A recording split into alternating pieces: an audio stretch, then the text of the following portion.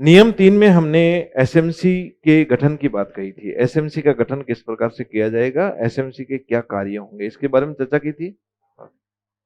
अब ये एसएमसी का गठन करने के बाद में इसको एग्जीक्यूट करने के लिए, इसके कार्यों को एग्जीक्यूट करने के लिए, फैसले लेने के लिए एक कार्यकारिणी समिति का गठन किया जाता है। कहीं पे भी हो चाहिए, हर एक जगह। जैसे पहले गवर्नर के आप कार्यकारिणी सदस्य समिति पढ़ते थे, गवर्नर को विभिन्न प्रकार के राज्यों के लिए काम करने के लिए वो कार्यकारिणी समिति होती थी। तो इस एसएमसी के लिए एक कार्यकारिणी समिति का गठन करने की बात की गई है नियम 4 में। लिखो, एसएमसी की कार्यकारिणी समिति का गठन।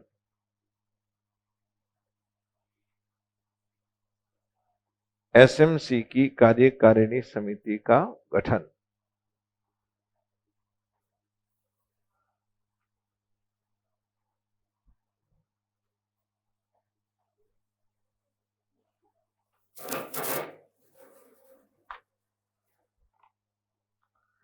ये जब गठन किया जाएगा, इसमें क्या क्या होगा, कैसे कैसे सदस्य होंगे, कितनी बैठकें होंगी, किस प्रकार से सब चीजें चलेगी, उसके कुछ प्रावधान हैं। हम इसको एक ही उसमें एक फ्लो चार्ट में हम समझेंगे, और फ्लो चार्ट में ही आप उसको नोट डाउन, सारी चीज सारी क्लास में मैक्सिमम आज फ्लो चार्ट में चलेगा। चीजें हमारी पहले पढ़ी हुई है, उन्हीं को इंटर रिलेट करते हुए हम फ्लो चार्ट में पढ़ने का प्रयास करेंगे, और आप यहीं से इसको साथ साथ में जब मैं कहूं तब नोट डाउन करते रहना। एसएमसी के जो कार्यकारिणी सदस्य होंगे या कार्यकारिणी समिति होगी, उसमें एक प्रधानाध्यापक अनिवार्यतः होगा। तो प्रधानाध्यापक जो है वो पदेन सदस्य हो गया,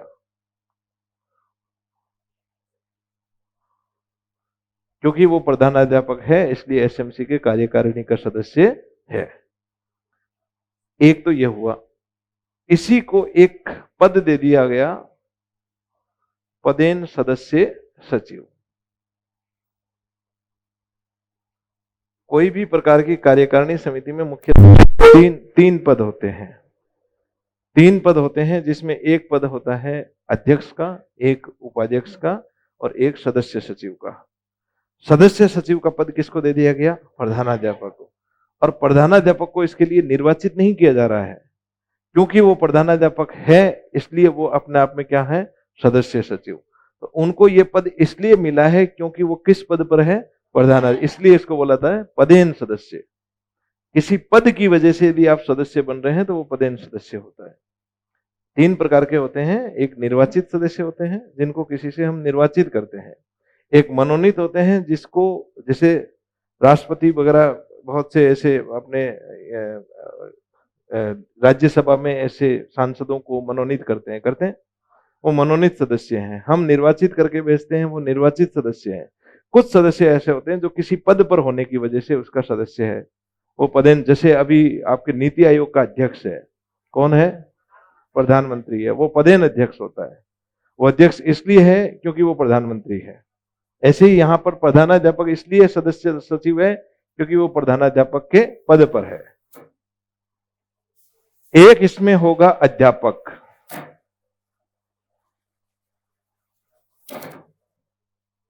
अध्यापक की संख्या कितनी होगी? 1।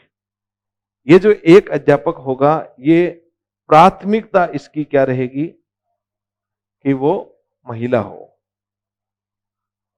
प्राथमिकता क्या रहेगी इसकी? महिला हो। यदि महिला नहीं है तो पुरुष सदस्य हो सकता है अध्यापक, लेकिन यदि महिला है, एक ही महिला है, तो वो एक ही महिला इसकी सदस्य बनेगी। क्लियर है बात? एक सदस्य इसमें होगा निर्वाचित, जो व्यक्ति वार्ड से निर्वाचित है। वार्ड से निर्वाचित, जो वार्ड पंच वगैरह निर्वाचित आपके जिसमें वो स्कूल है, उस वार्ड से निर्वाचित व्यक्ति। इसकी संख्या कितनी होगी?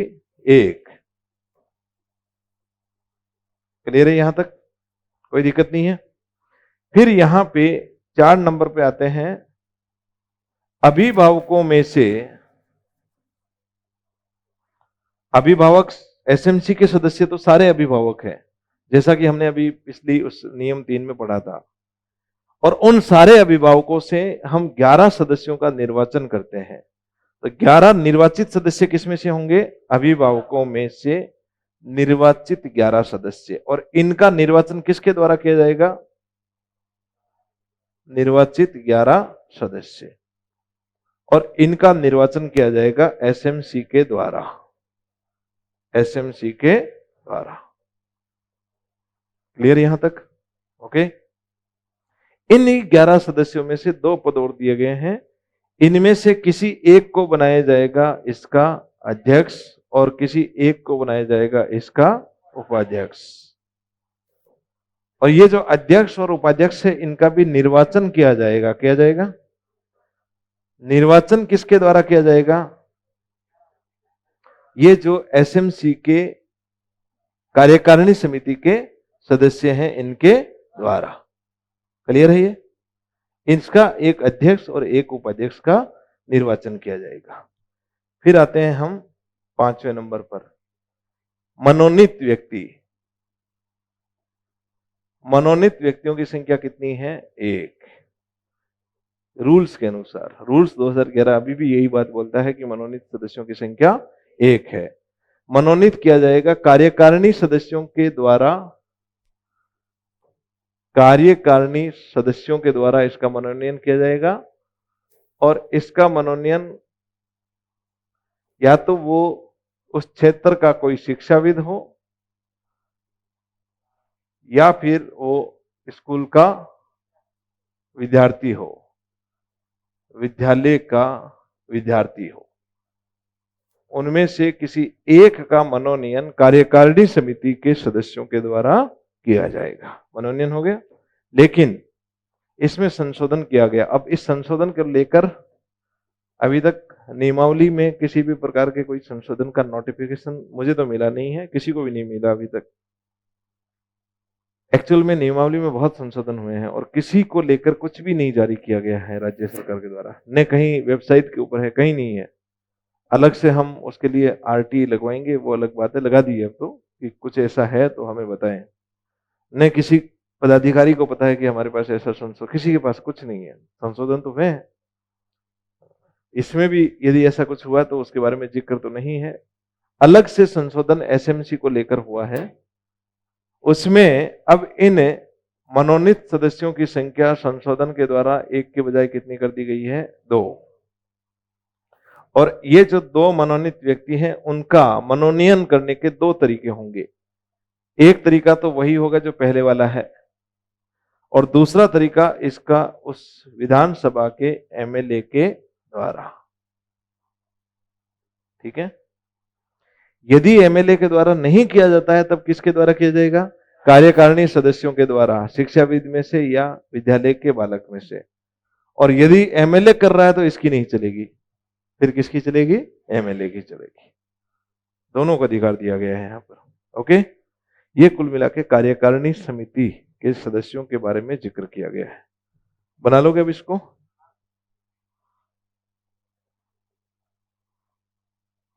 संख्या 2 कर दी।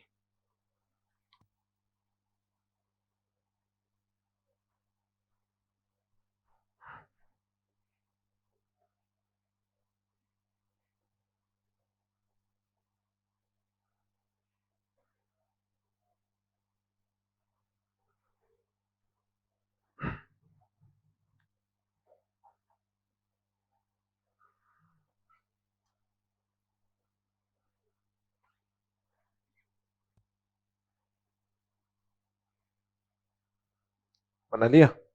ये लैंग्वेज तो समझ में आ जाएगी ना पढ़ोगे तो? वैसे नहीं आएगी तो आपको दिया हुआ है इसका अल्टरनेट।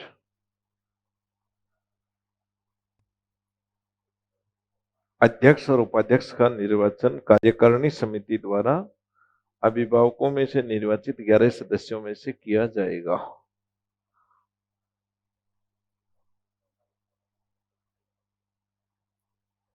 ओके, बढ़े आगे। मनोनीत सदस्य 1 होगा जो कार्यकारिणी सदस्यों द्वारा क्षेत्र के शिक्षाविद,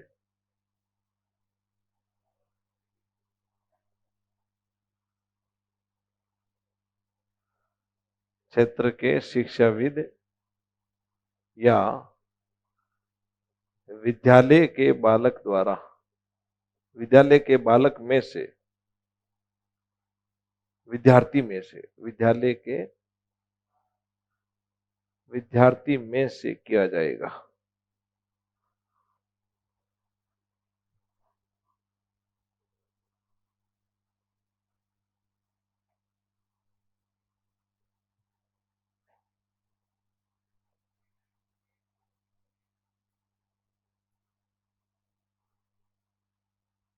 वर्तमान में मनोनीत सदस्यों की संख्या 2 है, जिनका मनोनयन या तो एमएलए के द्वारा या ऊपर लिखित विधि के द्वारा किया जाएगा। अपनी मर्जी से करेगा वो। उसके अंदर कुछ योग्यताएं होगी,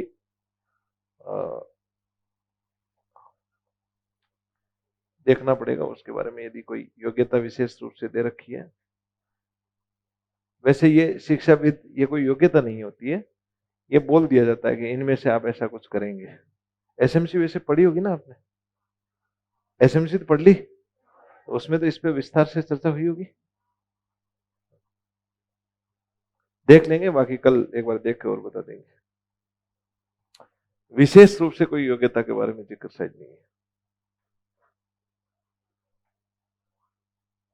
ठीक है, लिख लिया सभी ने। तो कुल मिलाकर एसएमसी में कार्यकारिणी समिति में सदस्यों की संख्या पहले कितनी थी? 15, वर्तमान में कितनी हो गई है? 16। अब ये इसलिए लिखा मैंने, बाई चांस आपके प्रश्न आए और उसने केवल रूल्स उठाया, केवल नियमावली को उठा के उसने प्रश्न पूछा और पूछा कि एसएमसी में कार्यकारी समिति में सदस्यों की संख्या कितनी है। ऑप्शन में दिया 11, 12, 15, 18। आंसर क्या होगा? 15। आपके सीधा प्रश्न आता है एसएमसी में कार्यकारिणी समिति के सदस्यों की संख्या कितनी है? तो 16। ओके, रूल्स में आज भी 15 ही बोल रहे हैं, उसमें कोई चेंजेस नहीं है। तो डिलीट होगा, नहीं डिलीट नहीं होगा, 16 माना जाएगा प्रश्न का आंसर। सामान्यतः 16 माना जाएगा। राजस्थान के अंदर एसएमसी में 16 ही होते हैं।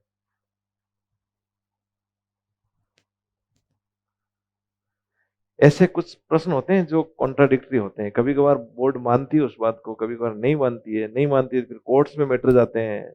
एक प्रश्न अभी आप शिक्षण के उद्देश्य तो पढ़ रहे हैं ना, अभी आप लोग पढ़ रहे हैं ना, पढ़ लिए ना? हाँ, आपके सभी की तो लग रही है क्लास उसमें।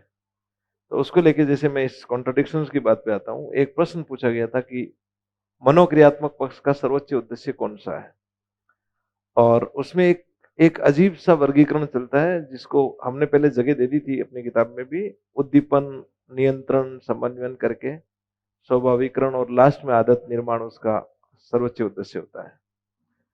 और वो प्रश्न दो एक बार सेकंड ग्रेड में पूछा गया है। एक बार में तो उसका ऑप्शन में यही थे, समन्वयन, नियंत्रण, आदत निर्माण और एक कुछ और था, तो उसका आंसर उन्होंने आदत निर्माण माना।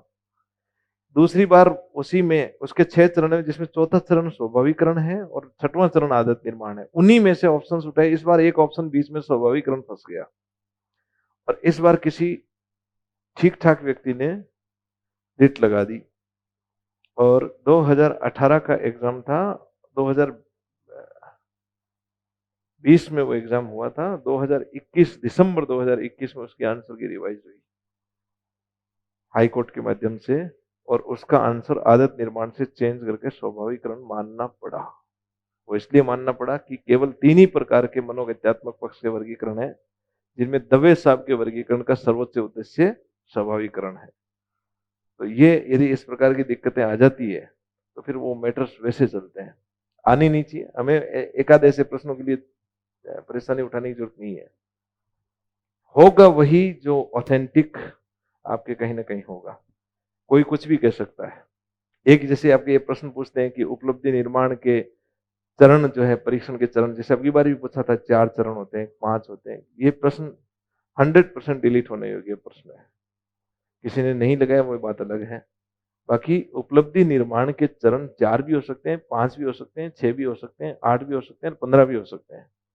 यदि आपने स्पेशली किसी वैज्ञानिक या शिक्षा शास्त्री का नाम लेके नहीं बताया तो अलग अलग किताबों में अलग अलग चरण लिखे हुए हैं। ऐसे प्रश्न होते हैं, उनको लेकर आप ज्यादा चिंता मत किया करो। यहाँ रूल्स के अनुसार आंसर 15, वैसे एसएमसी में आप कितना पढ़ते हो? 16। ठीक। अब ये जो सदस्य संख्या है, नीचे पॉइंट लिखो, इन सदस्य संख्या में से एसएमसी के कम से कम आधे सदस्य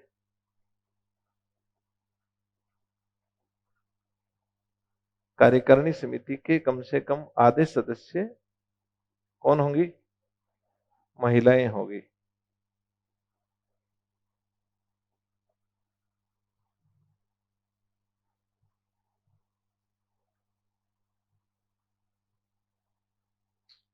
आधे सदस्य महिलाएं होगी।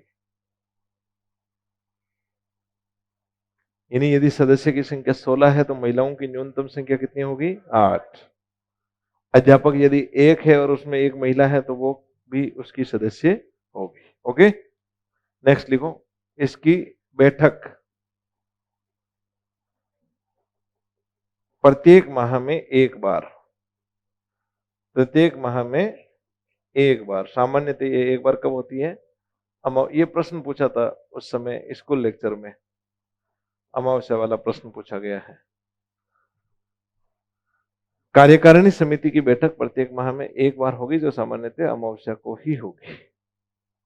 सामान्यतः, विशेष परिस्थितियों में तो चेंज कर सकते हैं। अब जब बैठक होती है तो उसके लिए चाहिए क्या?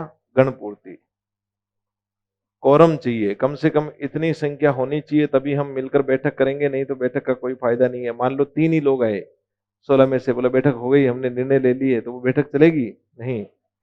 बैठक के लिए मिनिमम नंबर ऑफ मेंबर्स होने चाहिए और उस मिनिमम नंबर्स को बोलते हैं गणपूर्ति या कोरम। और ये कोरम की संख्या कम से कम कितनी होगी इसके अंदर? 1/3, 1/3 सदस्यों की संख्या।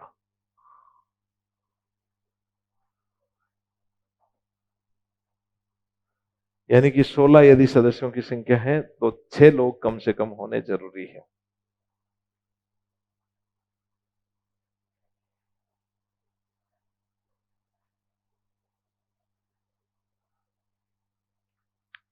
क्लियर? ये सभी के लिख लिया सभी ने? चलो, तो नियम 4 के अंदर हम क्या पढ़ रहे थे? एसएमसी की कार्यकारिणी समिति। कार्यकारिणी समिति के गठन में सबसे पहले एक व्यक्ति प्रधानाध्यापक होगा। प्रधानाध्यापक जो है वो पदेन सदस्य सचिव भी होगा। एक अध्यापक होगा जो प्राथमिकता कौन होगा? महिला होगी। निर्वाचित सदस्यों की संख्या 11 होगी, जो अभिभावकों में से निर्वाचित की जाएगी। अभिभावकों में से निर्वाचित सदस्यों की संख्या 11 होगी। उन्हीं में से एक अध्यक्ष बनाया जाएगा, एक उपाध्यक्ष बनाया जाएगा और उनका निर्वाचन कार्यकारिणी समिति के द्वारा किया जाएगा। और उन 11 निर्वाचित सदस्यों को निर्वाचन एसएमसी के सदस्यों के द्वारा किया जाएगा। एक सदस्य पदेन रूप से उस वार्ड जिसमें विद्यालय स्थापित है उसके निर्वाचित व्यक्ति होगा। और रूल्स के अंदर बता रखा है कि मनोनीत व्यक्ति की संख्या 1 होगी, लेकिन संशोधन के द्वारा संख्या कितनी कर दी और पावर किसको दे दी? एमएलए को। क्लियर? यहां बैठक का आयोजन प्रत्येक 1 माह में एक बार अमावस्या के दिन होगी। उस बैठक में गणपूर्ति कम से कम 1/3 होगी। कुल सदस्यों में आधे सदस्य कम से कम महिलाएं होने जरूरी है। ओके, ठीक। नेक्स्ट लिखो अब आप नियम संख्या 5।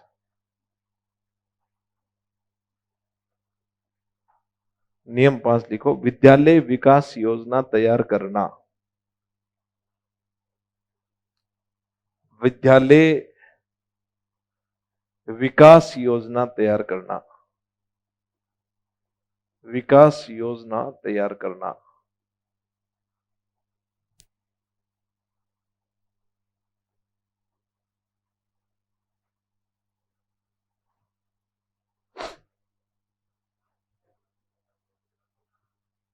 क्या हुआ?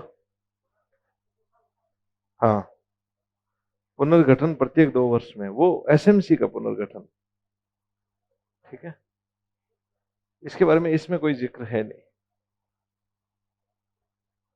इसमें जब एसएमसी का पुनर्गठन होगा उसके अनुसार कार्यकारिणी समिति होगी। एसएमसी के साथ ही बनती है, मतलब जब एसएमसी बनेगी तो उसकी एक कार्यकारिणी समिति भी होगी, वो उसके साथ साथ चलती है। ठीक है, चलिए, विद्यालय विकास योजना को तैयार करने के संदर्भ में क्या है? इसके लिए एक एसएमसी के द्वारा विद्यालय विकास योजना तैयार की जाएगी जो 3 वर्षीय होगी। कितनी होगी? प्रश्न पूछा जाता है। 3 वर्षीय विद्यालय विकास योजना तैयार की जाएगी और 3 वर्षों में 3 वार्षिक उप योजनाएं सम्मिलित की जाएगी। इसमें 3 वार्षिक उप योजनाएं। तो एसएमसी के द्वारा एक 3 वर्षीय विद्यालय विकास योजना का तैयार किया जाएगा। अब ये जो विद्यालय विकास योजना एसएमसी तैयार करेगी उसमें कुछ चीजें लिखेगी। योजना का मतलब हमें आगे कैसे चलना है, हमारे विद्यालय को कैसे चलवाना है, उसकी एक प्लानिंग करेगी। प्लानिंग में हम कुछ ब्यौरे लेते हैं, कुछ सूचनाएं लेते हैं, कुछ चीजें उसमें लिखते हैं कि भाई इन इन चीजों की हमें आवश्यकता है, इतना हमारा पैसा खर्च होगा, होता है ना, तभी तो प्लानिंग बनती है। तो इस प्लानिंग में कुछ चीजें जिसको सम्मिलित करनी है वो क्या क्या करेंगे, यहां से प्रश्न पूछा हुआ है स्कूल लेक्चर में कि विद्यालय विकास योजना के तहत निम्नलिखित में से कौन से एक ब्यौरे को सम्मिलित नहीं किया जाता। कौन कौन से ब्यौरे सम्मिलित किए जाते हैं वो आपको पता होना चाहिए। इसमें सबसे पहले आकलन किया जाता है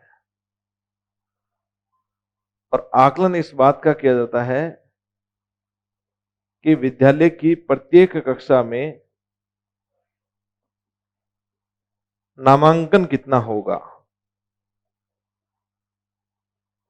विद्यालय की प्रत्येक कक्षा में नामांकन का क्या किया जाता है? आकलन। और उस आकलन को इस विद्यालय विकास योजना में सम्मिलित किया जाता है। नंबर 1 कर लिया आकलन।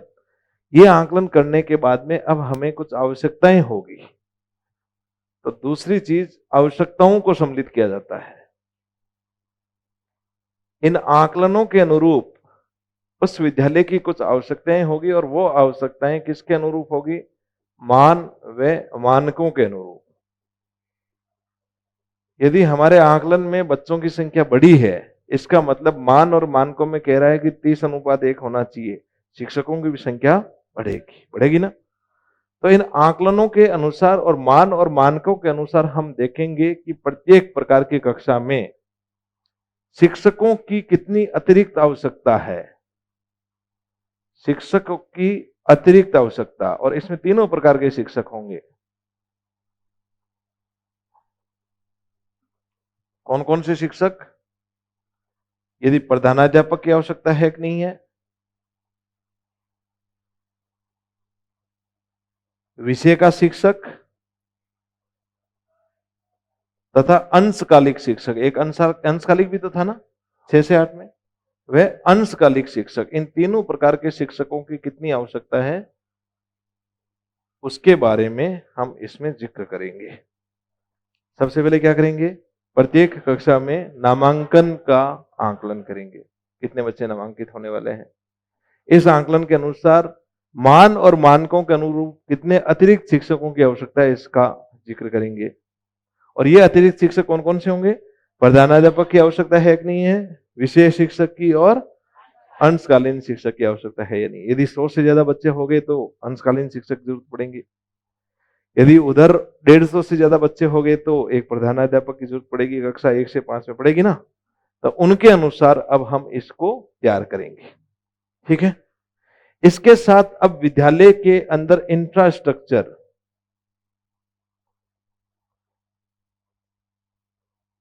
इंफ्रास्ट्रक्चर का मतलब है अवसंरचना बोलते हैं हिंदी में, भौतिक अवसंरचना, वह उपकरण, इक्विपमेंट,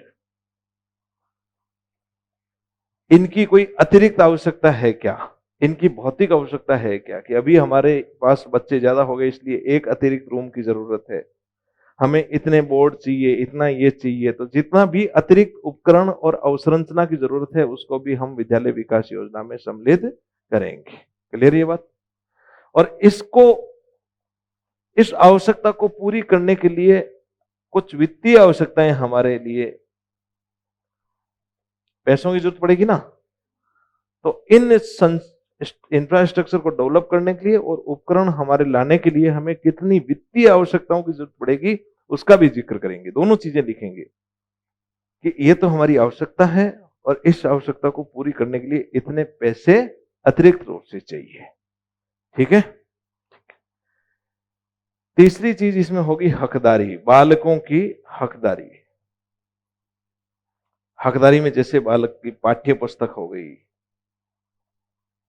इसके अलावा कुछ बच्चे ऐसे हैं जो लेट आए थे, उनको धारा 4 के तहत हम प्रशिक्षण प्रदान करते हैं, वो भी उसकी हकदारी है ना ये। तो बालकों को पाठ्य पुस्तक मिले, उनको यूनिफॉर्म मिले, उनको ये धारा 4 के तहत विशेष प्रशिक्षण मिले, उसके लिए हमें अतिरिक्त वित्तीय आवश्यकता कितनी पड़ेगी उसका भी जिक्र इस विद्यालय विकास योजना में करेंगे। ठीक है। और अंत में यदि आरटीई के तहत ऐसा कोई उत्तरदायित्व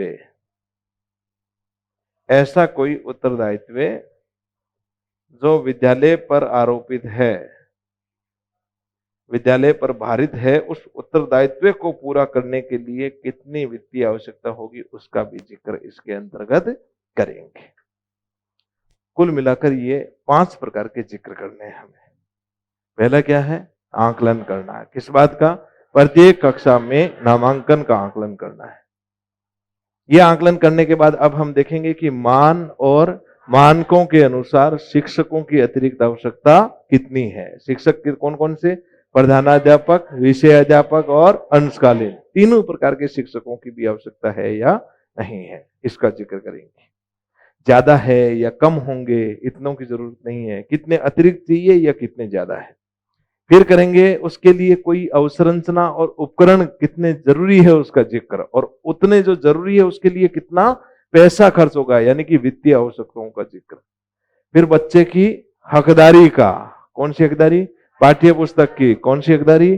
धारा 4 के तहत विशेष प्रशिक्षण प्राप्त करने की हकदारी। उसके लिए कितना पैसा खर्च होगा, वित्तीय आवश्यकताएं होगी, उसका जिक्र करेंगे। और अंतिम क्या है? आरटी के तहत विद्यालय का जो भी उत्तरदायित्व है उसको पूरा करने के लिए कोई भी किसी भी प्रकार की वित्तीय आवश्यकता है उसका भी जिक्र इसमें करेंगे। ये प्रश्न पूछा गया था, 4 ऑप्शन दिए गए थे, निम्नलिखित से किस एक का इसमें जिक्र नहीं किया जाएगा। ऐसा एक बड़ा अच्छा सा प्रश्न पूछा गया था। ये 5 चीजें आपको पता होनी चाहिए। अब इसको ऐसे ही लिखोगे या फिर ऐसे ही लिखोगे? ठीक है, लिखो। मैं एक काम करते हैं, चलो लिख लोगे? क्लियर है एकदम पीछे वालों?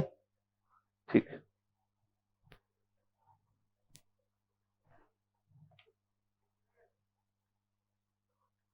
ये क्या था?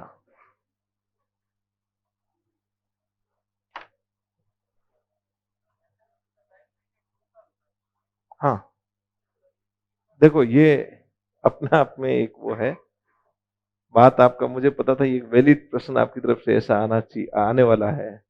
इसे बोलते हैं उपयोगी प्रश्न। पढ़ा है क्या उपयोगी प्रश्न वाली अवधारणा? सही उत्तर क्या है? इसमें ऐसा है कि इसका जो गठन किया जाता है वो उस वित्तीय वर्ष के अंतिम उससे 3 माह पहले किया जाता है। अब जैसे मान लो एसएमसी का हमने एक एक पहली बार जब उसका किया था तो वो 1 साल के लिए किया गया था, जब वेरी फर्स्ट ईयर था। वो 1 साल वाला 3 साल के लिए चला था। फिर वो जब गठन करेंगे तो वो चलेगा 3 साल के लिए। ये 3 वार्षिक योजनाएं उसके अंदर सम्मिलित होगी, और जब नई भी वो आएगी वो अपने हिसाब से आगे का गठन कर देगी। करेंगे, चलेंगे 3 साल, लेकिन 3 उप योजनाएं इसीलिए बनाई गई है इसमें, ताकि यदि उसमें किसी भी प्रकार का संशोधन करना पड़े नई वाली को वो अपने हिसाब से कर ले। है हालांकि इनको रखना 2 साल का ही चाहिए था, 2 वर्ष ही रखते ज्यादा ठीक रहे। हाँ, गठन को लेकर दिक्कत हो जाए, कभी कभार ऐसा होता है लेट गठन हो गई, क्या हो गया, नहीं हो गया, तो वो तीसरी वार्षिक योजना के अनुरूप चीजें चलती रहेगी।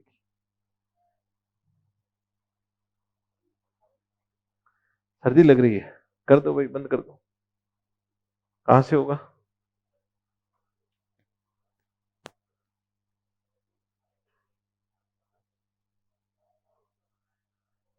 इस समय ज्यादा पंखे वंखे में मत बैठा करो।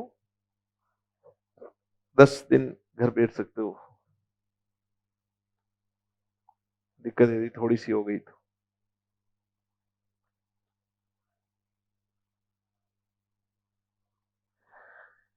आकलन लिखा हुआ है प्रत्येक कक्षा में नामांकन के लिए। फिर आवश्यकताओं का करेंगे, जिसमें मान और मानकों के अनुसार शिक्षकों की अतिरिक्त आवश्यकता, जिसमें तीनों शिक्षक हैं, प्रधान अध्यापक, विषय शिक्षक और अंशकालिक शिक्षक। यह है अवसंरचना। इंफ्रास्ट्रक्चर को हिंदी में बोलते हैं अवसंरचना। कहीं दिक्कत हो जाए आपके। लिख लेना अवसंरचना, और उपकरण के लिए वित्तीय आवश्यकता। हकदारी जैसे पाठ्य पुस्तक और धारा 4 के तहत विशेष प्रशिक्षण, पूरा लिखना आपको, मेरे पास जगह नहीं थी। धारा 4 के तहत विशेष प्रशिक्षण, उसके लिए वित्तीय आवश्यकता। और आरटी के तहत विद्यालय के उत्तरदायित्व जो विद्यालय को दिए गए हैं उसके लिए अतिरिक्त वित्तीय आवश्यकता। समझ चुके हैं, अपने हिसाब से लिख लें। लिख लिया क्या?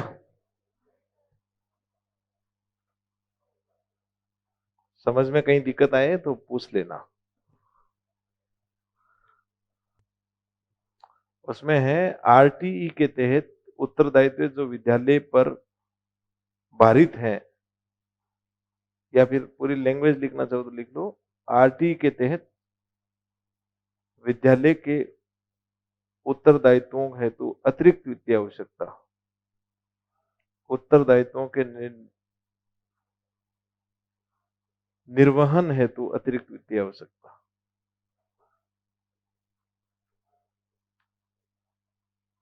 अब आप कैसे समझोगे इसको? अपनी थोड़ी सी विचार के आधार पर भी लिख लो। भाई आरटी में विद्यालय के बहुत से उत्तरदायित्व दिए हुए हैं, उन उत्तरदायित्वों को आरटी में के तहत पूरा करना है उस विद्यालय को, और पूरा करने के लिए यदि कहीं पर भी पैसों की जरूरत होती है तो कितने पैसों की जरूरत होती है उसका जिक्र इसके अंदर करेंगे। समझ गए? बढ़े आगे? हो गए पूरा? पड़ोसियों का सहयोग लें अब आगे से। नेक्स्ट देखो, अब इसके अंदर ये विद्यालय विकास योजना तैयार हो गई। तैयार होने के बाद में इस पर नीचे हस्ताक्षर होते हैं 3 प्रकार के लोगों के। कौन कौन होंगे वो?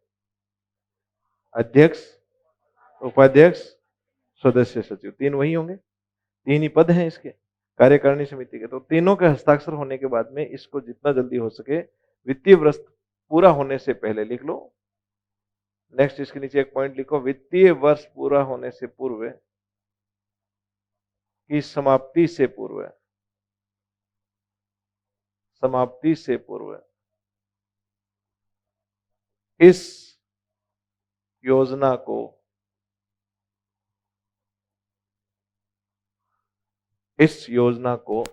अध्यक्ष,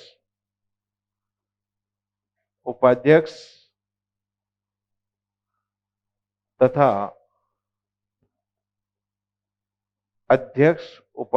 तथा सदस्य सचिव द्वारा हस्ताक्षरित करने के बाद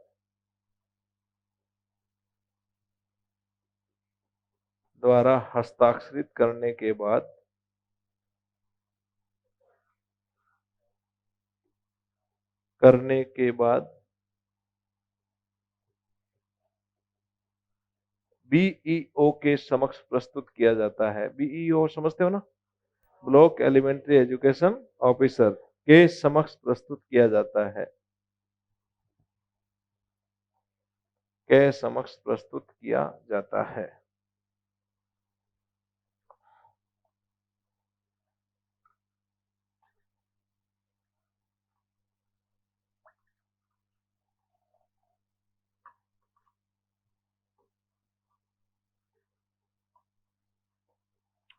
ओके,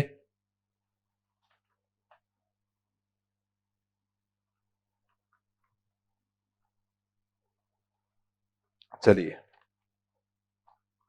अब नेक्स्ट है भाग। कौन सा हो गया भाग?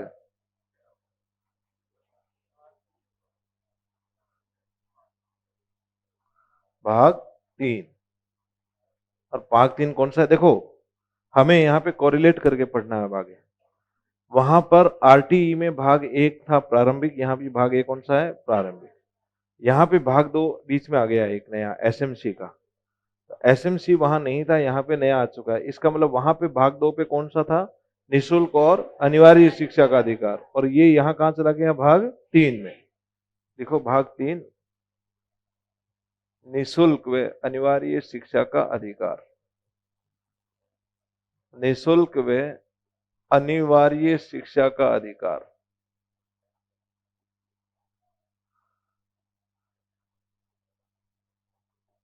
आवाज नहीं, अनिवार्य शिक्षा का अधिकार।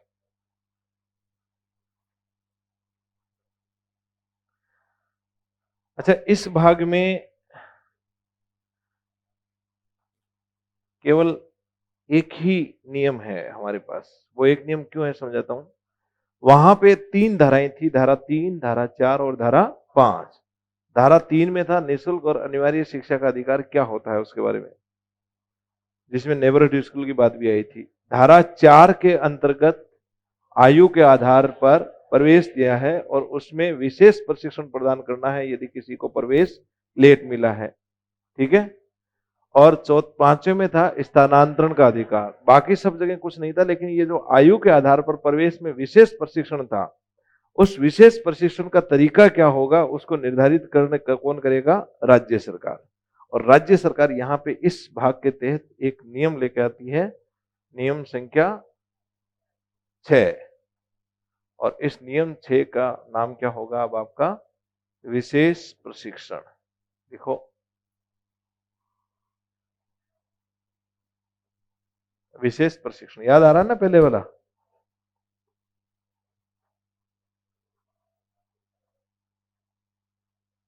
ओके, ठीक है। अब ये जो विशेष प्रशिक्षण दिया जाएगा ये किन बालकों को दिया जाएगा, इन बालकों का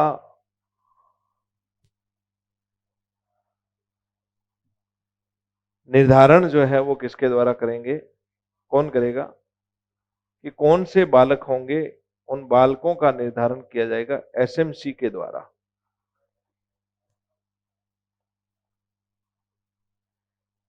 कौन से बालक ऐसे हैं, या निर्धारण की बजाय शब्द ज्यादा अच्छा रहेगा, उनकी पहचान।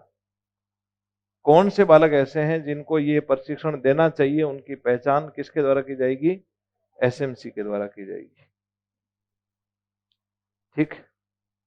एसएमसी पहचान करने के बाद में अब इनको ये प्रशिक्षण दें, तो प्रशिक्षण देने के लिए शिक्षण सामग्री की जरूरत होगी। किसी एक शिक्षण सामग्री के द्वारा उनको प्रशिक्षण प्रदान किया जाएगा।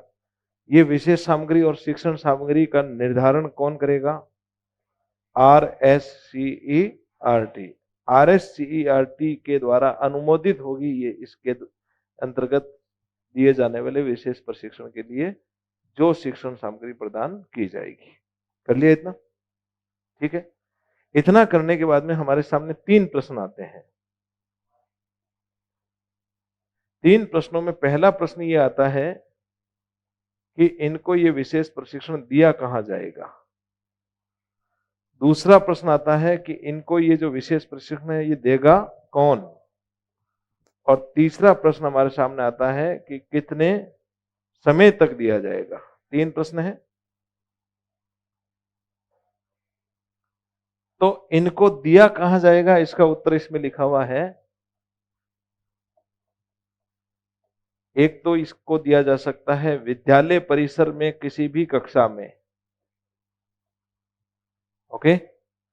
दूसरा, विद्यालय परिसर के बाहर यदि कोई आवासीय सुविधाएं हैं और वो सुविधाएं सुरक्षित है तो उन आवासीय सुविधाओं में भी विशेष प्रशिक्षण प्रदान किया जा सकता है। कहां दिया जाएगा, विद्यालय परिसर में स्थित कक्षाओं में या किसी आवासीय सुविधाएं जो सुरक्षित है वहां पर। सुरक्षा के दृष्टिकोण से वो ठीक होनी चाहिए। कौन देगा, उस विद्यालय के शिक्षक। कौन देंगे, उस विद्यालय के शिक्षक। या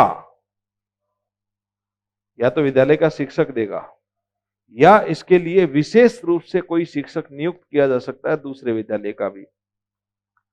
तो विशेष रूप से नियुक्त शिक्षक,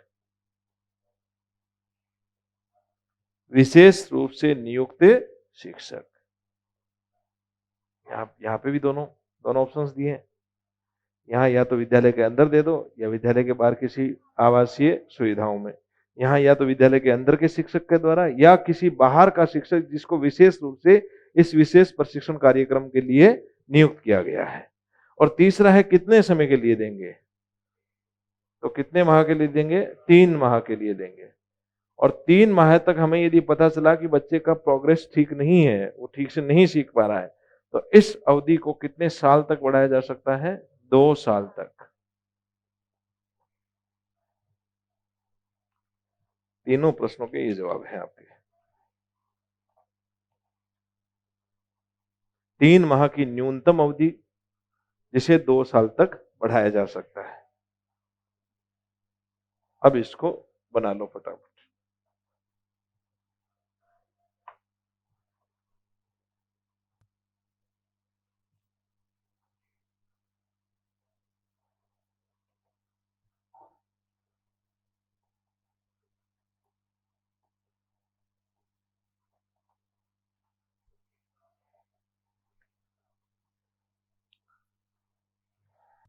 ओके, बना लिया सभी ने? चलो ध्यान सामने। तो नियम संख्या कौन सी है यहाँ पर? अब 6। क्या प्रदान करना है? विशेष प्रशिक्षण। विशेष प्रशिक्षण कुछ बालकों को देंगे, उन बालकों की पहचान कौन करेगा? एसएमसी द्वारा पहचान करने के बाद में उन बालकों को जो विशेष प्रशिक्षण दिया जाएगा उसके लिए शिक्षण सामग्री का निर्धारण आरएससीआर। फिर उनके सामने, हमारे सामने 3 प्रश्न कहाँ देंगे, कौन देगा, कितने समय के देंगे? कहाँ देंगे? विद्यालय के अंदर या फिर आवासीय सुविधाओं में। कौन देगा? विद्यालय का शिक्षक या फिर विशेष रूप से नियुक्त शिक्षक। और कितने समय के लिए? 3 माह के लिए। समझ में नहीं आ रहा है तो 2 साल के लिए। ओके, अब लो आपका भाग संख्या 4।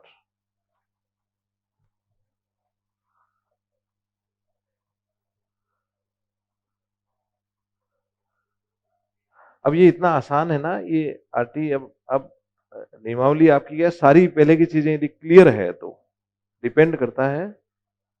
ये पार्ट ऐसा है, यदि आपको क्लियर हो गया, यदि एक्ट हमने उसको बहुत धीरे धीरे आराम से और बड़े विस्तार से पढ़ा है आरटी एक्ट को, और यदि आरटी एक्ट को आप 3-4 बार और पढ़ लें अच्छे से, उसकी एक एक चीज आपके क्लियर है, तो ये आगे वाली चीजों में आप यदि याद नहीं करेंगे, केवल दिमाग लगाएंगे तो भी वहां तक पहुंच जाएंगे। एग्जाम में आपके पास बहुत समय होता है, विचार करके आप सोच के पहुंच जाओगे कि ये नियम होगा, इस नियम में ये बात लिखी हुई होगी। अंदर की चीजें हमें अपने आप ही पता चलती है, अंदर वाली चीजों में दिक्कत नहीं आती, कभी कभार नियम तक पहुंचने में समस्या आती है। सारी चीजें ऐसी, और एक बार आपको पढ़ना समझ आ गया कि एक्ट को कैसे पढ़ते हैं, उसके बाद में सबसे ज्यादा पढ़ने में एक्ट लगने लगेगा। आपको लगेगा मैं तो सीधी ईओ की तैयारी करूंगा अब, उसके अंदर वो नगर पालिका एक्ट है, बड़े आराम से समझाएंगे। एक्ट को यदि आपने एक बार समझना शुरू कर दिया तो उसके बाद में सबसे सबसे आसान आपको एक्ट लगते हैं। और यदि एक्ट वैसे के वैसे जैसे के जैसे हैं उठा के आपके सामने प्रस्तुत कर दिए जाए, जिंदगी में कभी आपको एक्ट अच्छा नहीं लगेगा। यदि उसकी एग्जैक्ट लैंग्वेज जो है वो आपके सामने मैं दे दूं तो आपको ये लगेगा कि ये है क्या और ये क्यों है ऐसा, इसको ऐसा क्यों बनाया गया। ऐसा नहीं बनाना चाहिए था, आसान भाषा में बनाना चाहिए था ताकि हर एक शिक्षक को समझ में आए। लैंग्वेज बहुत क्लिष्ट होती है उनकी, समझ में आना शुरू हो गया तो उससे मजेदार कुछ नहीं है। भाग 4 क्या है बताऊं? क्या था वहां पे? किसका? राज्य सरकार और यहाँ दो का ही, माता पिता वाला तो वहां हो गया। अब तो हम राज्य सरकार की और स्थानीय प्राधिकारी की बात करेंगे। तो राज्य सरकार तथा स्थानीय प्राधिकारी के कर्तव्य लिखो। राज्य सरकार व स्थानीय प्राधिकारी के कर्तव्य।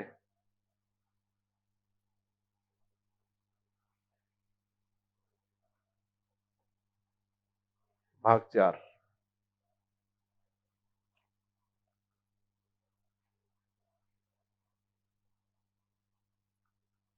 अच्छा, वहां पे भी यही था, राज्य सरकार स्थानीय प्राधिकारी तथा माता पिता का कर्तव्य था।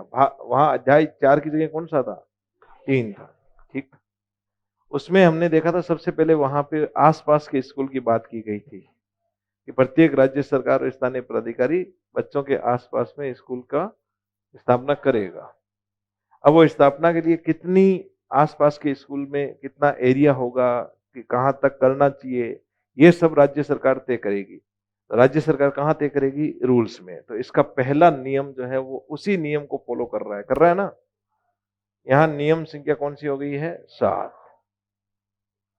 और नियम संख्या 7 क्या बोलती है? आसपास लिख लो, नियम 7, आसपास का क्षेत्र व सीमाएं।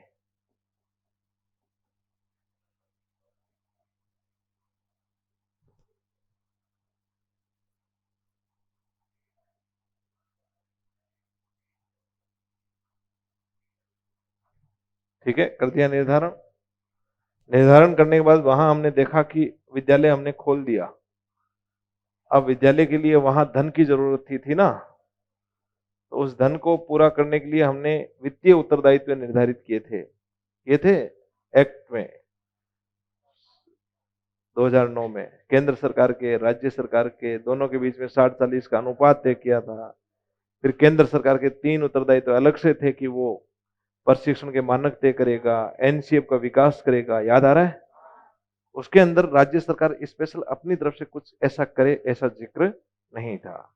नहीं था तो हम कहां पहुंच गए? धारा 8 में। वहां देखो, याद करो उसको। वहां धारा कौन सी थी? 8। 8 में वहां राज्य सरकार का, सॉरी, समुचित सरकार का उत्तरदायित्व है। समुचित का मतलब हमारे लिए कौन है? राज्य सरकार। और यहां अब क्या आ जाएगा? समुचित की जगह राज्य सरकार का उत्तरदायित्व है। धारा 9 में वहां क्या था? स्थानीय प्राधिकारी के उत्तरदायित्व है। यहां इन्होंने उस स्थानीय प्राधिकारी और राज्य सरकार को एक ही जगह करके और लिख दिया, लिखो, राज्य सरकार तथा स्थानीय प्राधिकारी के कर्तव्य। राज्य सरकार व स्थानीय प्राधिकारी के कर्तव्य। स्थानीय प्राधिकारी के कर्तव्य। नियम संख्या 8।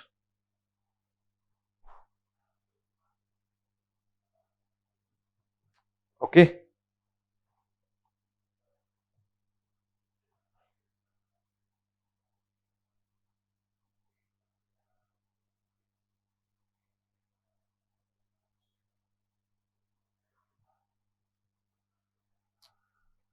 अगला नियम कौन सा है? नियम 9। अच्छा, वहां जो राज्य सरकार और स्थानीय प्राधिकारी के सारे कर्तव्य लगभग समान थे ना? अरे आ रहा है क्या याद?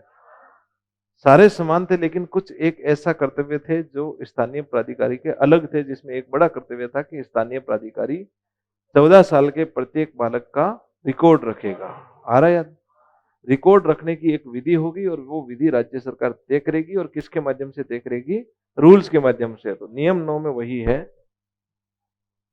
देखो नियम 9, स्थानीय प्राधिकारी द्वारा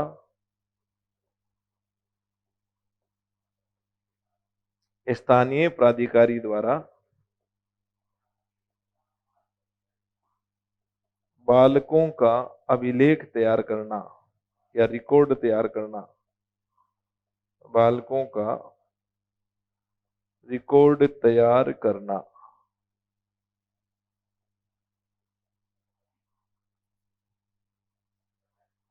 ये 3 नियम इस भाग के अंतर्गत हैं।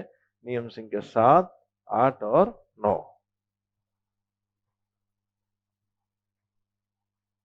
क्लियर है ये? इससे पहले भाग संख्या 3 था, जिसमें एक ही नियम था, नियम संख्या 6।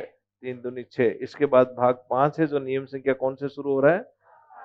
5वां, इसके बाद वाला 10 से। 5 दूनी 10, दोनों तरफ से दुगने से शुरू हो रहा है। 20 के अंदर 3 नियम आ गए, 7, 8 और 9। ओके। अब एक एक करके इन नियमों को पढ़ते हैं। सबसे पहला नियम लिखो, नियम 7। आसपास का क्षेत्र या सीमाएं। आसपास का क्षेत्र या सीमाएं।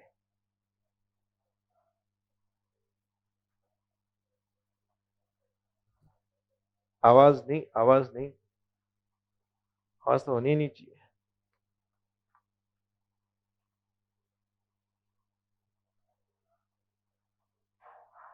देखिए, आसपास के क्षेत्र या सीमा में, हालांकि हमने वहीं पढ़ लिया था इसको, कि राज्य सरकार के द्वारा ये तय किया जाएगा कि कक्षा 1 से 5 के लिए आसपास का क्षेत्र हमने तय क्या किया है? 1 किलोमीटर। और कक्षा 6 से 8 के लिए हमने आसपास का क्षेत्र 2 किलोमीटर। फटाफट लिख लो इसको। कक्षा 1 से 5 और कक्षा 6 से 8, ये तो आपको पता भी है।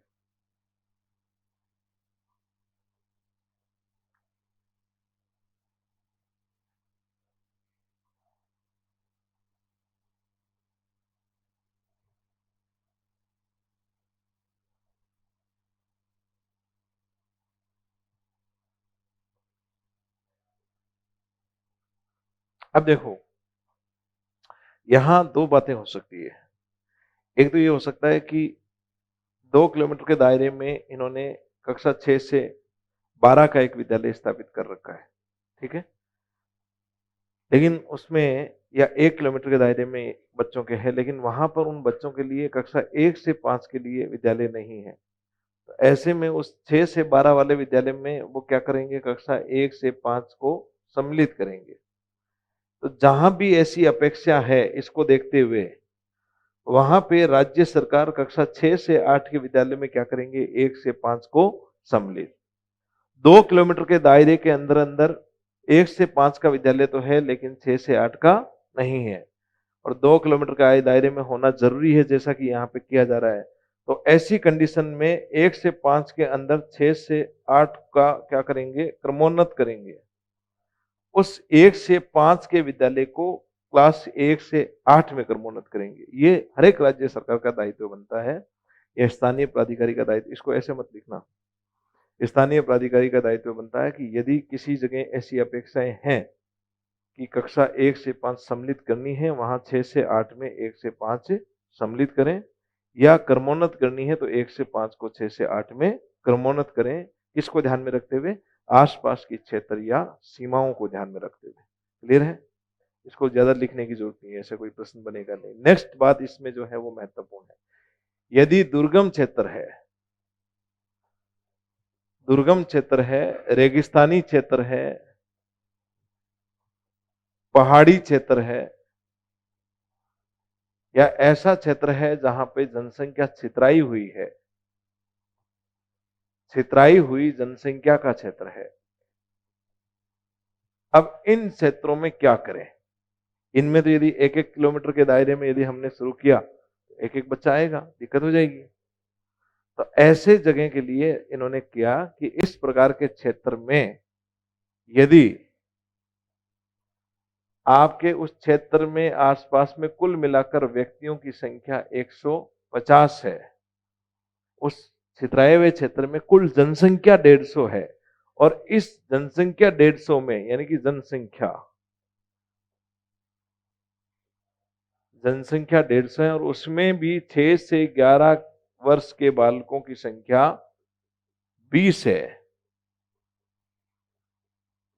तो ऐसी जगह पर 1 से 5 का विद्यालय खोला जाएगा। ये लाइन मिस हो गई थी आपकी उसमें, वो आगे की लाइन खा गया, वो मैं भी नहीं देख पाया था। आपको जो बुकलेट मिली हुई है उसमें ये मिस है। समझ गए ये बात? यदि छितराए हुए क्षेत्र में उस क्षेत्र की मिलाकर जनसंख्या 150 के आसपास हो रही है, तो 150 की जनसंख्या में 6 से 11 वर्ष के बच्चों की संख्या 20 है, 14 नहीं है, 6 से 11 साल के, तो वहां पर कक्षा 1 से 5 यानी कि प्राथमिक विद्यालय खोला जा सकता है। नंबर 1। नंबर 2 कंडीशन इन्होंने कहा कि यदि ऐसे क्षेत्र में 2 प्राथमिक विद्यालय हैं, 2 पोषक प्राथमिक विद्यालय, और उन 2 पोषक प्राथमिक विद्यालयों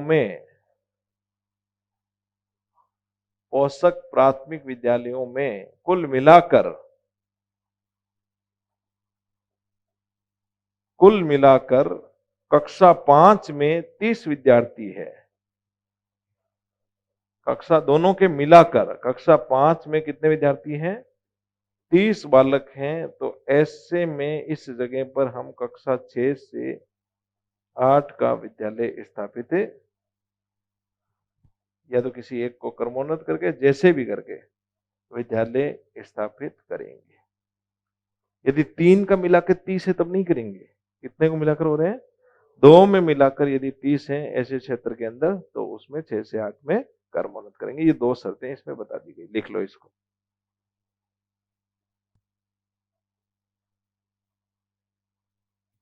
आगे ये बात समझ सबके? बढ़े आगे?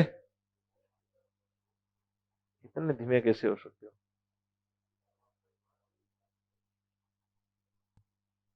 चलो, इसके नीचे 2-3 पॉइंट और लिख लो।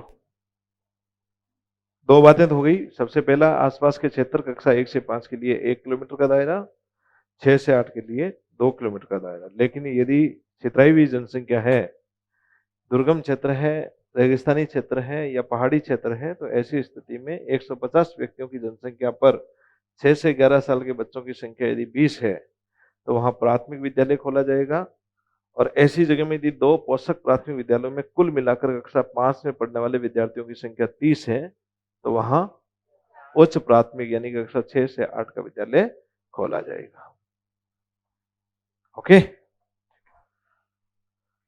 नेक्स्ट पॉइंट लिखो इसी में।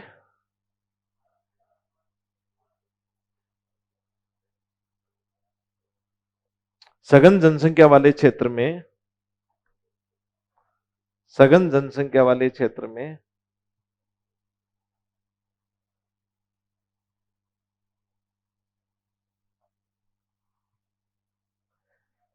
सघन जनसंख्या वाले क्षेत्र में बालकों की संख्या को ध्यान में रखते हुए,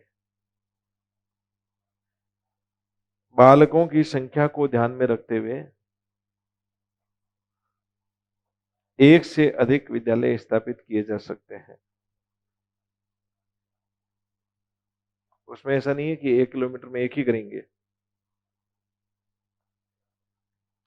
एक से अधिक विद्यालय स्थापित किए जा सकते हैं।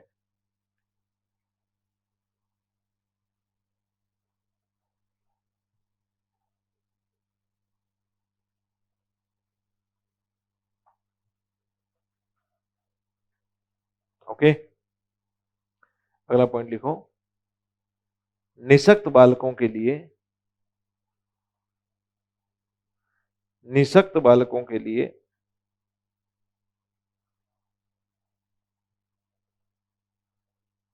सुरक्षित परिवहन की व्यवस्था करेगा राज्य सरकार या स्थानीय प्राधिकारी। निःशुल्क बालकों, निःशक्त बालकों के लिए सुरक्षित परिवहन की व्यवस्था करेगा।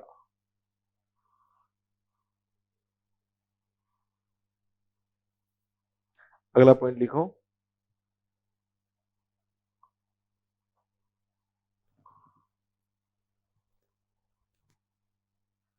उपरोक्त उपरोक्त भीतर सीमा उपरोक्त सीमा के भीतर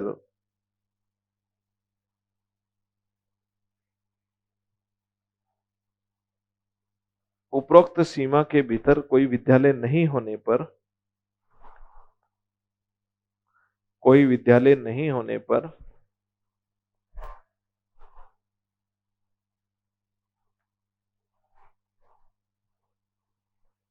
प्रत्येक बालक के लिए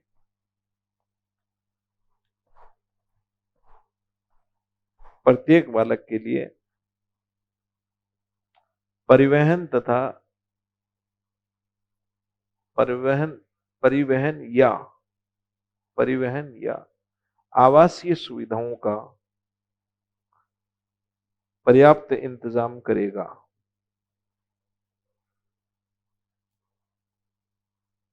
इसके लिए ट्रांसफर वाउचर्स दिए जाते हैं आजकल।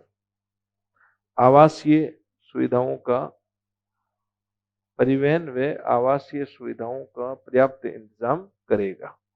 पैसे दिए जाते हैं, पैसों की संख्या, पैसे चेंजेस हो सकते हैं, कभी 10 हो जाते हैं, 12 भी हो सकते हैं, महंगाई के आधार पर वो चेंजेस हो सकते हैं कभी। ओके, अब ये जो है, ये तो प्रत्येक बालक को तब देंगे जब 1 किलोमीटर के दायरे में स्कूल, जैसे 1 किलोमीटर के दायरे में स्कूल नहीं है, 1 किलोमीटर के दूर यदि कोई जा रहा है तो उसको पैसे मिलेंगे परिवहन के, ट्रांसपोर्ट वाउचर। लेकिन यदि निःशक्त बालक है और उसके 100 मीटर बाद दूर एक विद्यालय है, तो भी उसको 100 मीटर दूर उस विद्यालय तक लाने के लिए सुरक्षित परिवहन की व्यवस्था की जाएगी। उसके लिए 1 किलोमीटर का दायरा जरूरी नहीं है, ये ध्यान रखना। ओके, नेक्स्ट अगला है नियम संख्या 8। नियम संख्या 8 महत्वपूर्ण नियम है ये। नियम क्या है, लिखो नियम। नियम 8 खुद से लिखो, देखें, पीछे देखने की जरूरत ही नहीं पड़नी चाहिए। राज्य सरकार व स्थानीय प्राधिकारी के कर्तव्य। नियम 8 राज्य सरकार व स्थानीय प्राधिकारी के कर्तव्य।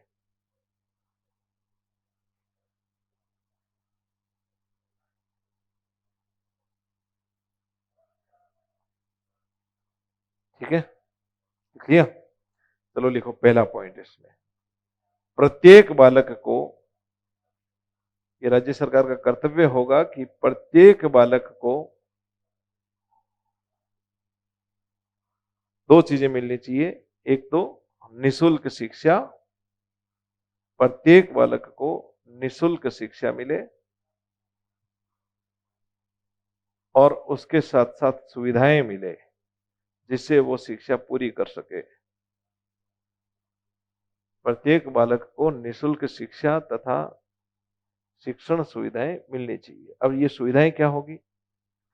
सुविधाओं के अंतर्गत बालक को विभिन्न हकदारियां मिलती है और उसमें उसके, जैसे यदि पाठ्य पुस्तक है तो वो पाठ्य पुस्तक प्राप्त करने का बालक हकदार होगा, उसके बिना वो पढ़ेगा कैसे?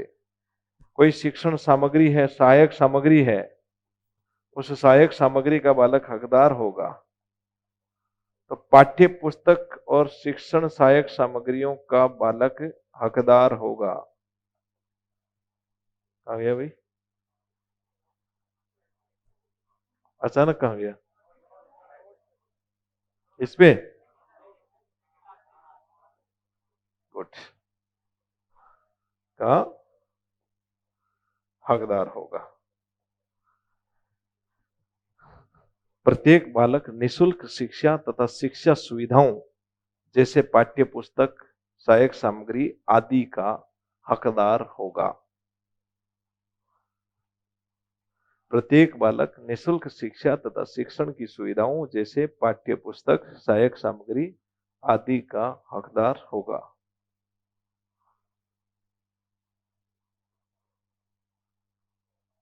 ओके, इसमें प्रत्येक बालक होगा, ये ध्यान रखना। धारा 12 के अधीन कोई भी बालक हो जो प्रवेश ले रहा है किसी भी प्रकार के विद्यालय में, वो आगे भी पढ़ेंगे हम, हर एक बालक हकदार होगा। नंबर 2, इसमें एक संशोधन हुआ था वर्ष 2021 में, इसी में लिखो नीचे नोट। वर्ष 2021 के संशोधन द्वारा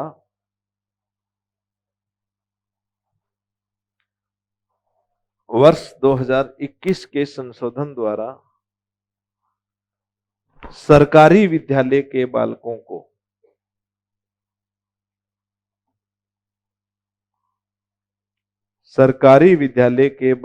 को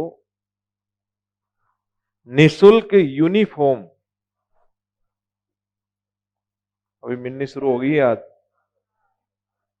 निशुल्क यूनिफॉर्म की हकदारी भी प्रदान की गई।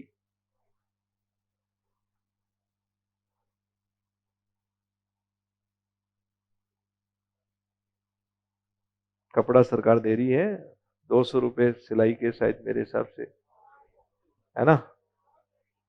200 ही होंगे। कैसे बनेगा 200 में? यही पूछ रहे हो, सोच रहे हो? अब तुम्हारी तरह नहीं होंगे कि वो कोई, उस समय वो नेकर और वो जो बनाने होते हैं वो वैसे ही बन जाते थे। याद नहीं आ रहा क्या पूरा दिन? तो 2021 के तहत ये दिया गया, एक संशोधन किया गया, कौन से नियम में? नियम संख्या 8 में। और कौन सी हकदारी दी गई? यूनिफॉर्म की हकदारी। क्लियर? चलो नेक्स्ट पॉइंट लिखो, नेबरहुड स्कूल, इसी में अगला पॉइंट है, point number B, neighbourhood school के निर्धारण हेतु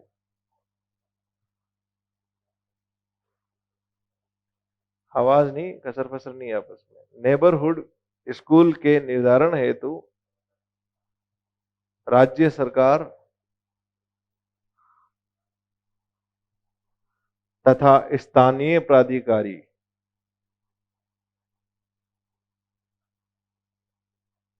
राज्य सरकार तथा स्थानीय प्राधिकारी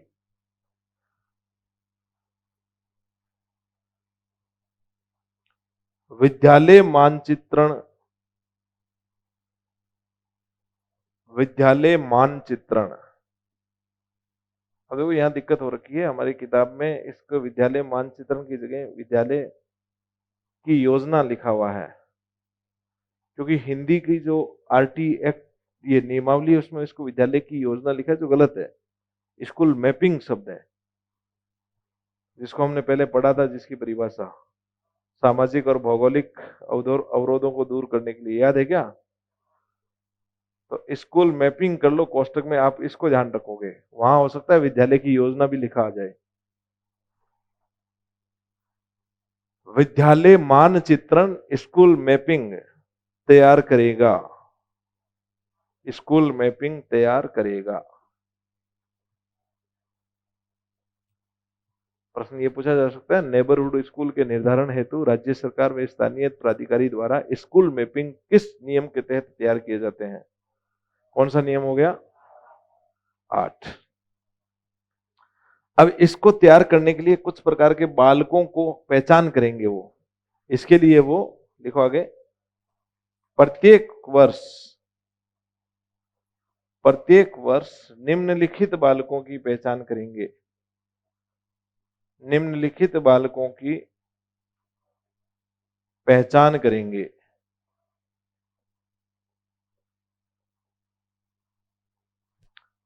और ये पहचान इसलिए करेंगे ताकि उन बालकों का शिक्षा की प्राप्ति, प्रारंभिक शिक्षा को पूर्ण करने में जो भी सामाजिक अवरोध आ रहे हैं, जो भी भौगोलिक अवरोध आ रहे हैं उनको दूर किया जा सके। यही था ना विद्यालय मानचित्रण की योजना, स्कूल मैपिंग। याद नहीं आ रही क्या परिभाषा?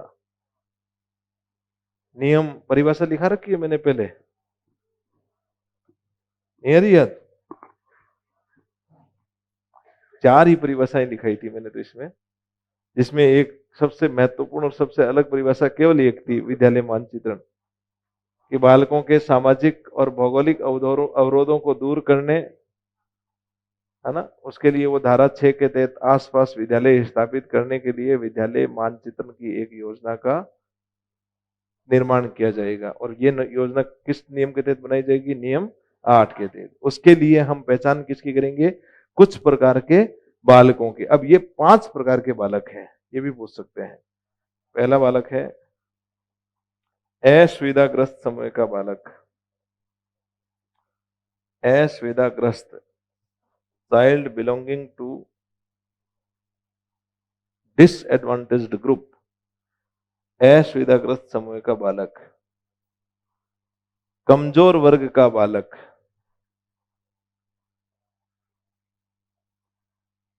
Child belonging to weaker section, कमजोर वर्ग का बालक। निशक्त बालक, चाइल्ड विथ डिसेबिलिटी, निशक्त बालक। दूरस्थ क्षेत्र का बालक, दूरस्थ क्षेत्र का बालक। और अंतिम है धारा 4 के तहत निर्दिष्ट बालक, निर्दिष्ट बालक। आयु के आधार पर जिसकी उम्र हो चुकी है और अभी तक प्रवेश नहीं लिया है, और धारा आयु के आधार पर उसको प्रवेश दिलवाना है, ऐसे बालक। इन 5 प्रकार के बालकों की पहचान करेंगे और उसके आधार पर विद्यालय मानचित्रण की योजना तैयार करेगी राज्य सरकार और स्थानीय प्राधिकारी, नियम संख्या 8 के तहत, ताकि नेबरहुड स्कूल को निर्धारित किया जा सके, नेबरहुड स्कूल में किस प्रकार से अध्ययन करवाना है उसको सुनिश्चित किया जा सके। ओके, अगला पॉइंट लिखो। अब यहां पे मैं बार बार नहीं लिखूंगा राज्य सरकार स्थानीय प्राधिकारी, ये सारे कर्तव्य नियम 8 में किसके हैं? राज्य सरकार स्थानीय प्राधिकारी है ना। तो लिखो जाति, वर्ग, धर्म, जाति, वर्ग, धर्म व लिंग के आधार पर दुर्व्यवहार, लिंग के आधार पर दुर्व्यवहार ना हो। राज्य सरकार और स्थानीय प्राधिकारी ये सुनिश्चित करेंगे कि जाति, वर्ग, धर्म और लिंग के आधार पर दुर्व्यवहार ना हो। 4 आधार कौन कौन से हैं? जाति, वर्ग, धर्म और लिंग। ठीक है, अंतिम लाइन और लिखो। असुविधाग्रस्त तथा दुर्बल वर्ग के बालकों के साथ असुविधाग्रस्त तथा दुर्बल वर्ग के बालकों के साथ दुर्बल वर्ग के बालकों के साथ भोजन भोजन पेयजल भोजन पेयजल खेल आदि में किसी भी प्रकार का भेदभाव ना हो। खेल के मैदान आदि में किसी भी प्रकार का भेदभाव ना हो। खाना खाते समय ऐसा नहीं है कि उनको दूर अलग बिठाएंगे, पानी पीने के लिए उनके लिए अलग मटकी रखेंगे, ऐसा नहीं होना चाहिए। असुविधाग्रस्त समूह और दुर्बल वर्ग के बालकों के साथ भोजन के उपयोग के समय, पेयजल के उपयोग के समय, खेल के मैदान के दौरान भेदभाव नहीं होना चाहिए। अब लिखो नियम संख्या 9। बस अंतिम नियम है, इसके बाद 5 मिनट में ये नियम पूरा कर लेते हैं। आपकी खुद की अगली क्लास है या मेरे को पूछ रहे हो अगली क्लास आएगी कि नहीं आएगी? आपकी तो होगी क्या? अच्छा, मेरे से पूछ रहे हो कि सर अगली आएगी कि नहीं आएगी? आपकी है? हाँ, तो आपकी होने देंगे, कोई दिक्कत नहीं है। अभी 5 मिनट फटाफट। नियम संख्या 9 लिखो। नियम 9 फटाफट। स्थानीय प्राधिकारी द्वारा बालकों के अभिलेखों को रखा जाना। स्थानीय प्राधिकारी द्वारा बालकों के अभिलेखों को रखा जाना। बालकों के अभिलेख या रिकॉर्ड्स रखा जाना।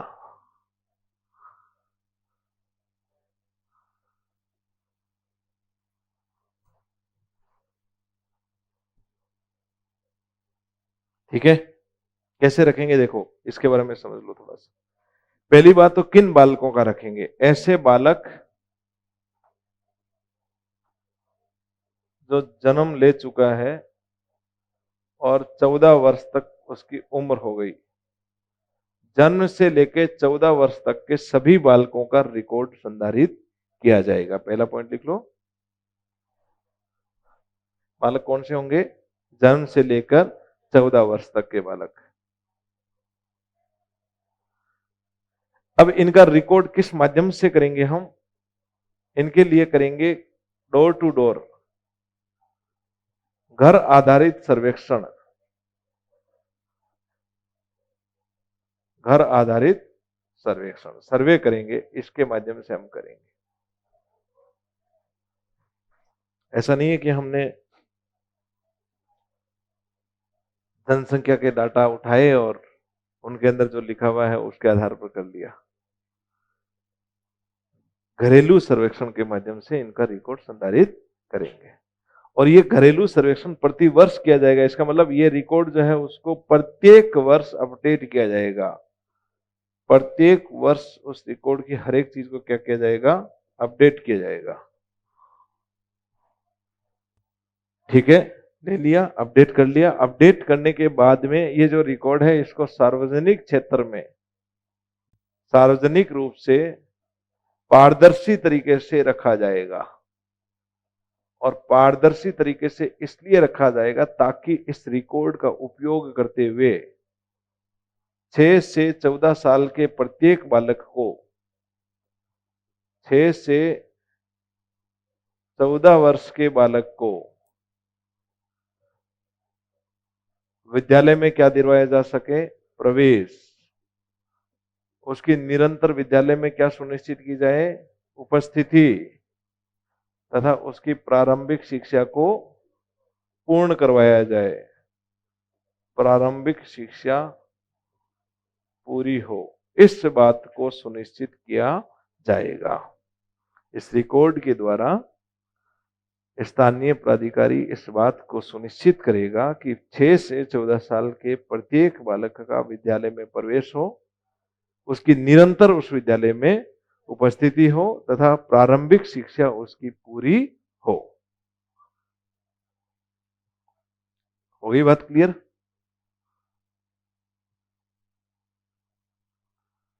अच्छा, अब इतना बड़ा रिकॉर्ड ये बनाएंगे तो ये इसके अंदर रखेंगे क्या क्या, रिकॉर्ड के अंदर क्या क्या चीजें ऐसी है जिसको सम्मिलित करेंगे? तो पहली चीज तो ये है कि बच्चे का नाम क्या है, उसका मेल या फीमेल लिंग क्या है, उस बच्चे की डेट ऑफ बर्थ डीओबी क्या है, जो बेसिक जानकारियां बच्चे के संदर्भ में होती है वो सारी रखी जाएगी। ठीक है, फिर रखेंगे बच्चे के माता पिता, माता पिता में माता पिता का नाम और उस उनका व्यवसाय भी रखा जाएगा, साथ में उनका पता, बच्चे का स्थायी पता। ये तीन तो बेसिक सी चीजें हैं जो रखनी ही रखनी है, हर एक रिकॉर्ड में रखी जाती है।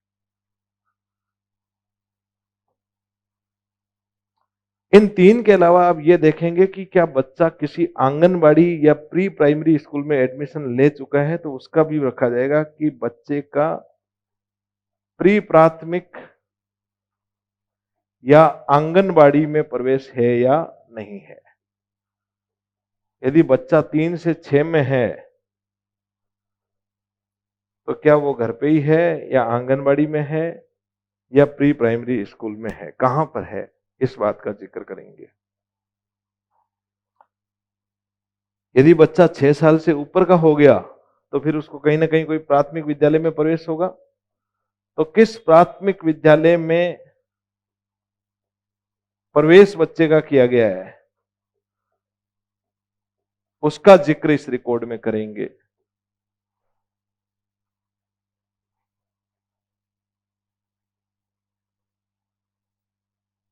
ठीक है, प्राथमिक विद्यालय में प्रवेश जिस विद्यालय में लिया उस विद्यालय में और उसकी कौन सी कक्षा में है, दोनों का करेंगे। अब बच्चा जो है हमें ध्यान रखना है ना, यदि दुर्बल वर्ग का बच्चा है, असुविधाग्रस्त समय का बच्चा है, तो उसका कहीं दिक्कत ना हो, उसके साथ भेदभाव ना हो, है ना। तो इसी में हमें यह रखना है कि बच्चा किस वर्ग का है।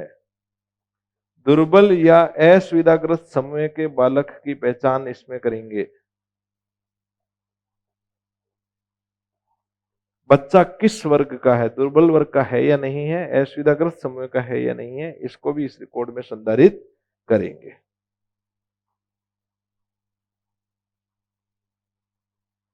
और तीसरी अंतिम एक चीज है कि बच्चे को कुछ विशेष सुविधाएं मिलती है, ये लिख लिए क्या?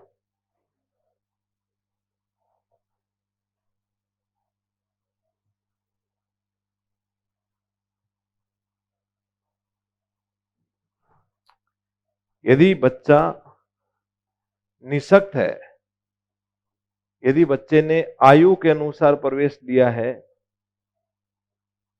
अंतिम पॉइंट है, निःशक्त है या आयु के अनुसार प्रवेश लिया है या अपर्याप्त जनसंख्या का प्रतिनिधित्व करता है, ऐसे में इन बच्चों को इन जगहों पर होने के कारण यदि किसी भी प्रकार की विशेष सुविधा की जरूरत है या विशेष प्रशिक्षण की जरूरत है तो इसको भी इस रजिस्टर में नोट करेंगे। 3 प्रकार के बच्चों की विशेष सुविधाओं के बारे में जिक्र इस रजिस्टर में किया जाएगा। वो कौन कौन से होंगे? निःशक्त बालक, आयु के अनुसार प्रवेशित बालक और अपर्याप्त जनसंख्या या अप्रवास से आने वाला बालक।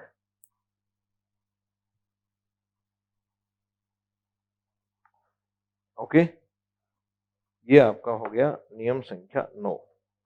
अब देखिए आज की जो हमने क्लास की है उसके बारे में 5 मिनट में हम एक बार ध्यान आपका सामने, इसको लिख लेना, आपके पास पड़ा है वैसे लैंग्वेज इसकी, ये होमवर्क है, ये घर जाके वो जो लिखा हुआ है उसमें से लैंग्वेज लिख लेना, सामने ध्यान दो।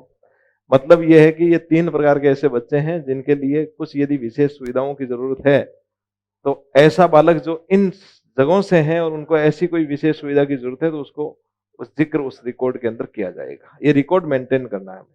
अब समझो, हमने आज शुरू किया था नियम संख्या 4 में। नियम संख्या 4 में हमने एसएमसी की क्या बनाई? कार्यकारिणी समिति। कार्यकारिणी समिति के गठन में एक कौन होगा? प्रधानाध्यापक। वो उसका क्या होगा? सदस्य सचिव। उसके बाद में एक अध्यापक, और एक अध्यापक प्राथमिक से कौन होगा? महिला होगी। फिर उसमें एक निर्वाचित उस वार्ड का निर्वाचित सदस्य होगा। फिर उसमें अभिभावकों से निर्वाचित सदस्यों की संख्या कितनी होगी? 11 होगी। उन्हीं में से कितने?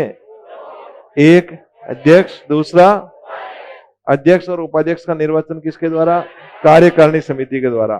फिर मनोनीत सदस्यों की संख्या पहले कितनी थी? एक। संशोधन के द्वारा कौन करेगा? एमएलए।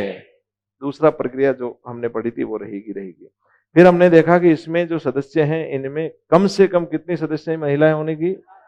50%। बैठक कितने माह में एक बार? कब होगी? ये जो बैठक होगी उसमें गणपूर्ति 1/3।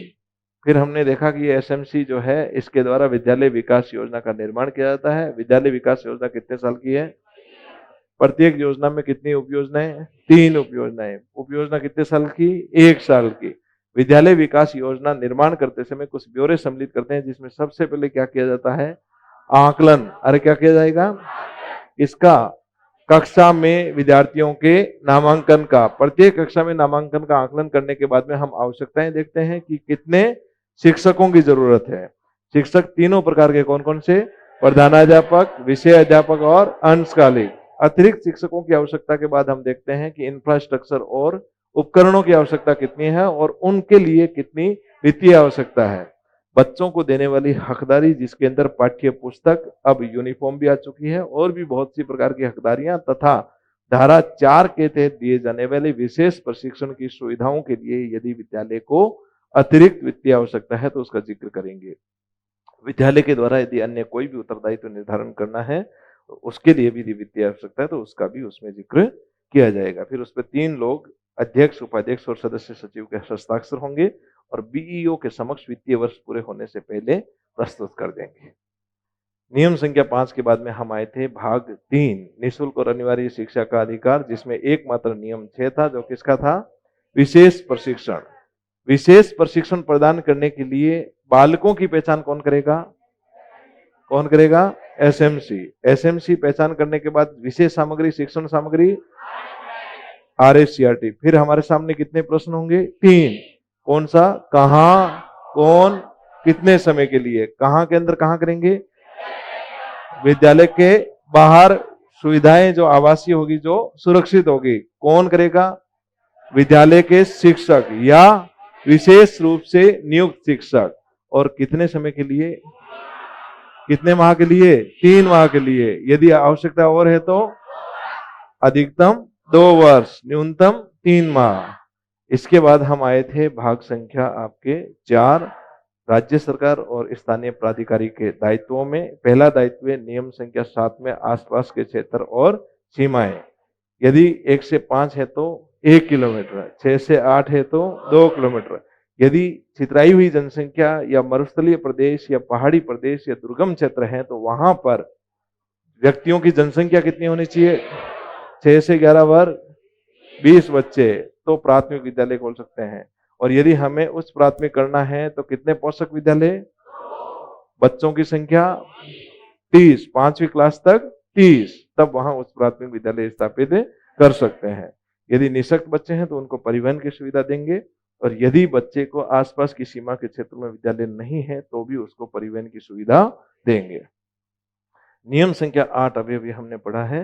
नियम संख्या 8 में राज्य सरकार और उसका दायित्व है कि प्रत्येक बच्चे को निःशुल्क शिक्षा मिले, उसके साथ साथ निःशुल्क सुविधाएं मिले। उसमें बच्चे की कुछ हकदारियां थी, जिसमें पाठ्य पुस्तक और शिक्षण सामग्रियों की बात थी। 2021 में संशोधन के तहत एक और चीज दे दी गई, वो कौन सी थी? यूनिफॉर्म।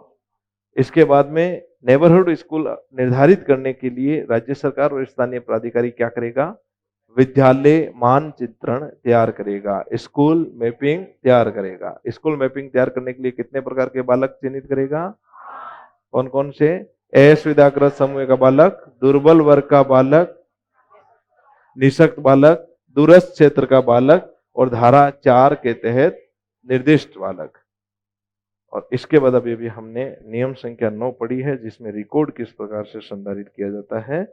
रिकॉर्ड संधारित करने के लिए घरेलू सर्वेक्षण करेंगे और उसको सार्वजनिक क्षेत्र पर रखेंगे। बाकी अगली कक्षा में।